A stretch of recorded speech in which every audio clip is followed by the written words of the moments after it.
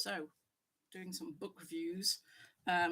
So it was Death Awareness Week a couple of weeks ago, and got some really good book recommendations. And because a lot of some of my work is around death and making sure people are in the right place and that there aren't any negative connections and stuff, I just thought I'd do a quick live at the New Time from York around some of the books that I got recommended, plus the fact to tell you about the Dead Good film as well.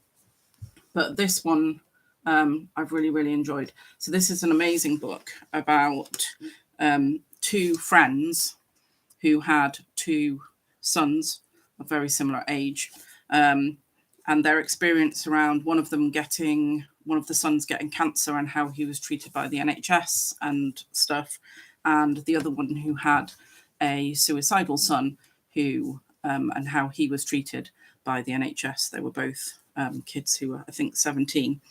And just the difference between how they were treated, someone with a mental illness and someone with a physical illness. I won't tell you too much more about that, but this is an amazing book. I personally think this should be required reading, to be honest, at secondary school, because I just think it's a really interesting take on how we view physical illness and mental illness as very, very different. And one has a massive stigma attached to it, and the other is like, oh, let's look after you and stuff. So can't recommend that enough.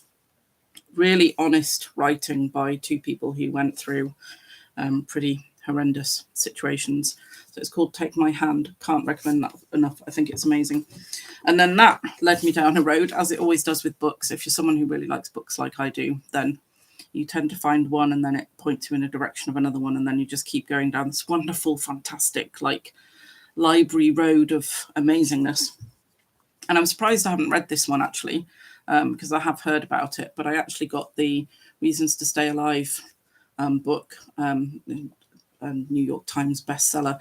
Again, what I really loved about this is someone who I probably was depressed after having Zach, but it was never diagnosed. So I'm pretty sure I had postnatal depression, but it was never diagnosed. But I don't really grasp what it's like being depressed. I don't think it is something that I've ever really thought about. And this is just an amazing book. Again, really brutally honest about what he was going through. And I haven't even finished it, but it's amazing.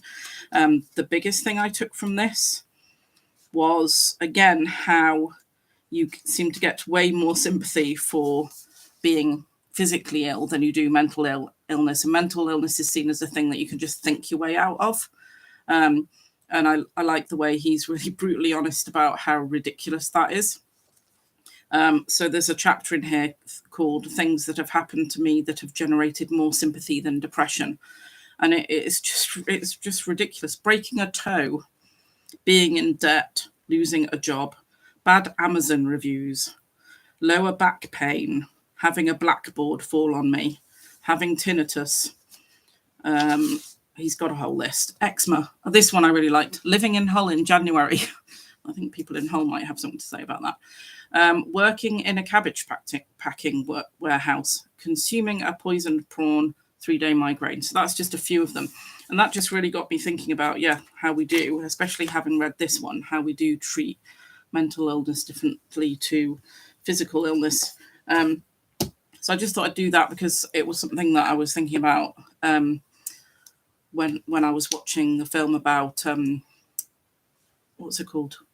Funerals that are alternative funerals, which I think is a lovely idea because the funeral industry is a multi-million-dollar industry. And I think there's a lot of people out there who now want to claim how we deal with our dead differently and how we end of life stuff.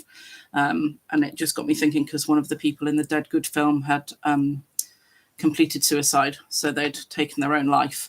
And again, you could see how people were sort of tiptoeing around that.